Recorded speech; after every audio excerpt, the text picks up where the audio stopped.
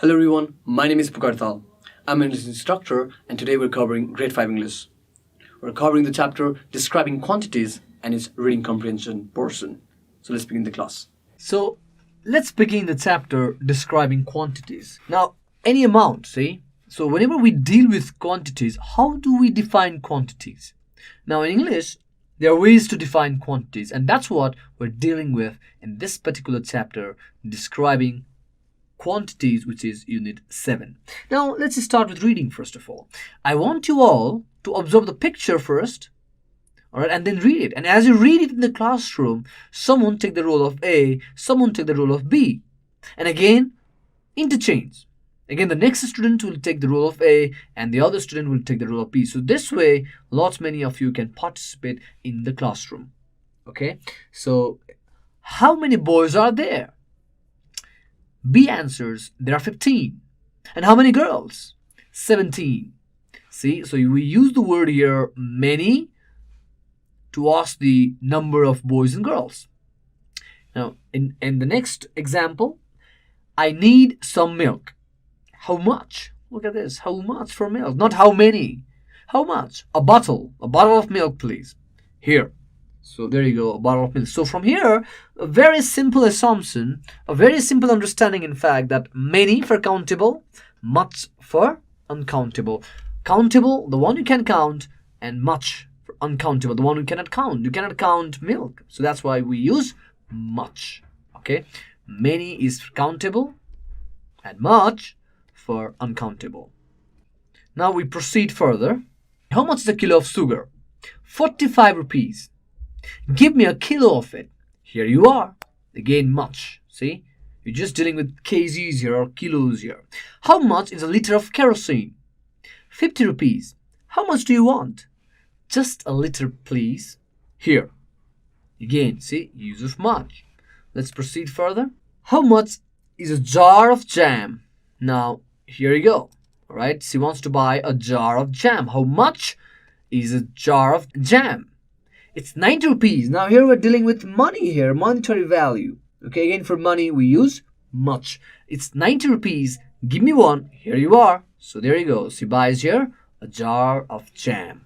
Now having learned about much and many, all right, how we can ask questions in terms of countable and uncountable or in terms of money, let's look at this chant here. Again, before you chant, I want you to very carefully observe the picture. Very carefully observe the picture. And you can write something about this picture. Write. You're free to write. Write what you feel, what you see in the picture. Simple as that. All you have to do is observe the picture and write what you see in the picture. Let me tell you what I see in the picture here. To put it simple, I see a very rich man here. All right, a very rich man here, and here's his treasure. Look at the money; it's full of money here. Okay, he's a very rich man, full of, and he seemed very serious, a very grave nature. All right, he seems to be very proud, very arrogant, perhaps. All right, about the accomplishments he had in his life. And when you write it, I'm going to describe the background, the sky color flow, and the red carpet, and the treasure that you see here. See? And on the other hand, I see a boy here or a man here. He doesn't have money here, but he has lots of books in a cupboard or bookshelf. And he is reading here. So maybe he craves knowledge. He wants to become very intelligent, and he wants to be knowledgeable. See? Simple thing that we observe from the picture. But it's a wonderful chant. How much is too much? And how much is just enough? How many is too many, and how many is just as many? There's no end to what you want, brother. So be happy with the little you have, brother. Your wisdom is the mine of riches, brother. At last what counts is the wisdom. There's no end to what you want. We are always in need of something. We always want something. We're never satisfied with anything we have. We always want so much. And there's no limitation to so much. But at the end, what counts is the wisdom. Be wise in life. That's what counts. Okay, so having read this, let's move forward. So from this, maybe you can consider this as a classwork. See, write what you see in the picture. This can very well be your classwork. Let's move further. Okay, so here you go. Here's an interview going on here. Okay, so again, I want you to observe the picture carefully and answer me these questions. You can answer these questions in a copy. What do you see in the picture? Write it down. What do you see? And what you see does not have to be relevant to what you're about to read. You're free to write. Whenever it says, what do you see in the picture, you're free to express your thought. Hey, how about you say that, okay, here's a son who has his father next to him, and, they are visiting a doctor, all right, for a checkup. Who knows? That could be the fact, right? So whatever you see in the picture, you can write it down. Number 2, who has a happy family? Now, for number 2, of course, we first have to go through this particular comprehension, which is an interview in this case. Now, an interview. Observe the picture, of course, and then we go. Lakshmi, how many children do you have? Prem. Now, his name is Prem. I've got 2 children, a daughter and a son. Of course, when you read it in the classroom, some of you stand up and take the role of Lakshmi. The other student can stand up and take the role of Prem, and similarly the other student can take the role of Purna. So this way you can keep on switching the roles. Okay, this way you get to participate in the classroom as you read it. For now, observe my reading. Lakshmi, how many children do you have? Prem, I've got 2 children, a daughter and a son. Purna, I have 6 children, 5 daughters and a son. Lakshmi, how much do you spend on food and clothes? Prem, I spend about 25% of my income on food. The full stop there, okay? Oh, sorry, there's no full stop. There's an as well. On food and clothes. That's enough for living a good life. Purna, I spend about 80% of my income on food and clothes. Of course, Purna has a very big family. He has to spend 80% of his total income on food and clothes. Lakshmi, how much do you spend for education and healthcare? Prem, I spend about 20% of my total income on each of them. So on each of them, he spent on education and health. Purna, I have very little money left for them. I spend 10% each on education and health. Now look at the very difference here. He's spending 20% on education and health. He's just spending 10% on education and health, because of course his maximum income is spent in food and clothes. Lakshmi, how do you spend your savings? Prem, well, I spend my savings on social service. So whatever money is left, do you even spend your savings? And he says, yes, I sometimes go for charity. I spend on social services. Purna, he says, Madam, I do not have any savings, so I do not have to worry about that. Even then, I'm also interested in social work. Now he says, of course, after spending so much money on food and clothes, and in health and education, I have no money left. But of course, I'm interested in social works though. All right, that's the answer given by Purna. So this is a very short interview, and what do we understand by here is that family, of course, is very important, but because Purna has a very huge family, very large family, all right, he's not able to give best education to his children. He's not able to give best health care to his children because maximum of his money is spent in health and education. On the other hand, Prem is very well off. He spends a good amount on food and clothes, and of course on health and education. And he even has savings, you see, and out of those savings he also provides service to the society. So you see, now after reading this, I want you to observe this picture once again, and that's why we can easily figure out that he is Prem and he is Purna. Look at the way they are dressed. Look at them now. See, this shows that he's well off, right? He's managing his life well, and he's struggling here. See, because whatever he earns, nothing is there for saving. Much of his income is spent in food and clothes, little in health and education, and he has no saving left at all. Coming back to the second question, now we can answer it, can't you? Who has a happy family? Of course, the answer to this will be Prem has a happy family. Now, here you go. Now, a very simple question, number C, as the book says, answer in short. Okay? Now, number 1, on what do they spend about the same percentage of their income? Okay. Answer. On what do they spend? They means Prem and Purna. Okay, on what do they spend about the same percentage of their income? you can write there's no comparison in their income. Prem lives a better life and has a good earning compared to Purna. There's nothing where they spend about the same percentage of their income. See, I mean, there is simply no comparison at all, because you see, on what do they spend about the same percentage of their income? I mean, when it comes to spending on children, how much do you spend on food and clothes? So Prem spends about 25% of his income on food and clothes. 80% of my income is spent on food and clothes, as far as Purna is concerned. On education and health, Prem spends about 20% of his total income. Purna spends 10% each. So there's no saving as far as Purna is concerned, while Prem has some saving, which in return he gives to society, all right, in some social services. So on what do they spend about the same percentage of their income? There's no comparison in their income, in fact. Prem lives a better life and has a good earning compared to Purna.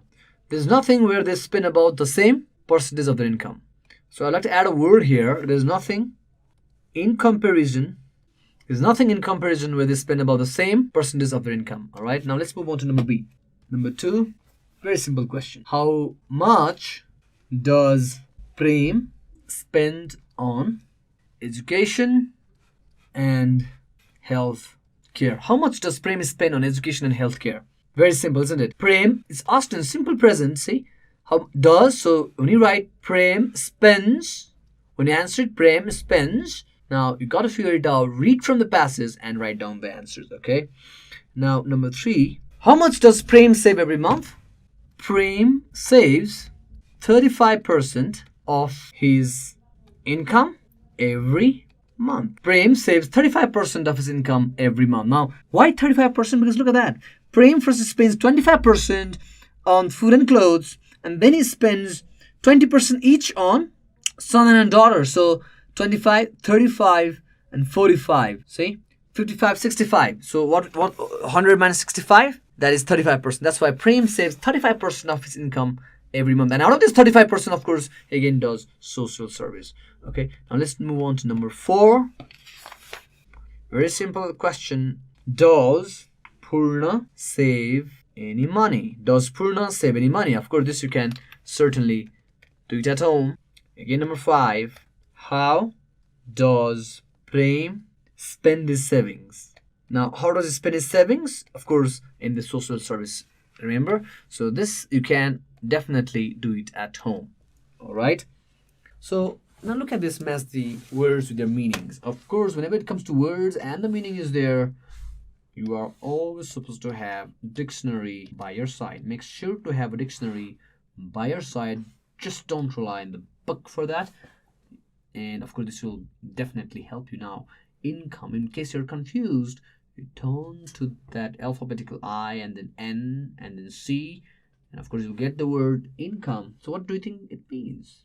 Income means, let's number it. This is how it should go. Okay, let's say this is 1, this is 2, this is 3, this is 4, and this is 5. So income would mean, number 1, money you get from work or business. And whenever you go for match the following, do not crisscross like this. Now you're too big for that. Now don't do this. This is for kindergarten level. Okay, what you do is do it in the copy. Copy the heading, match the words with the meanings, and then just go for it. Maybe you can give it a number. Of course, it doesn't do any harm. INCOME, income. Maybe you take a ruler, not that long, straight line and an arrow, and then simply write down money you get from work or business. All right, so similarly, all right, you can do entertainment, percent, spend, and education. Okay, now let's move further. Read and fill in the table. How much of the total income do they spend on the following? Remember, it's about the income of Prem and Purna and the spending they have. All right, and the spending they have in their own respective life. The percentage that they spend on food and clothes, on education, and on health. Now, if you talk about Prem, if you talk about 10, I spend about 25% of my income on food and clothes. So he's spending around 25% of his income Prem spends 25% of his income on food and clothes, all right? And here is Purna, who spends 80%. That's a lot of amount. He's spending 80% of his income in food and clothes. Now, as far as education is concerned, so here is Prem, who says, I spend 20% on education and 20% on healthcare, okay? Now, Purna says he has very little money left. That's why he spends 10% on education and 10% on health. So his total expenditure is 65%. Now, here is Purna, who has spent his 100%. He has no saving left, that means. All right. Now, his saving is 35%. Now, out of this 35%, Prem, he invests in a certain percentage he gives to, or rather he spends in social service. So that's a very noble task, see? Okay, so this is a very fairly simple exercise. Now let's continue further. So in question number 9, all right, read and act. Now, I'm just going to read this. Here you can take turns to read this thing. You can take, or you can even perform a short skit in the classroom itself. Someone take the role of A, someone take the role of B, and then it's done. And keep on switching, right, among friends. Like for instance, it's a couple of students will stand up, and then the next couple of students will stand up, and this way, let maximum students participate in the classroom. So this is how it should go, all right? So here's some confusion with A and B here. How do you sell milk? C is the customer. You see, A is the customer here. Okay, A is the customer who wants to buy a product. B is the shopkeeper here. How do you sell milk? We sell it in pouches and bottles. Which one do you need? Give me a bottle of it. Now again, she says, customer asks, do you sell sauce in bottles or jars? We sell it in jars. How many do you need? Give me a jar of it. Now the shopkeeper again asks, what next? Customer, a packet of biscuits, please. B. Again, the shopkeeper asks, anything else? Customer, no thanks or no thank you. And again, shopkeeper, you're welcome. So see, this is a simple exercise of read and act. And thank you very much. And if you have any queries, feel free to email us at learning@deerwalk.edu.np. Thank you.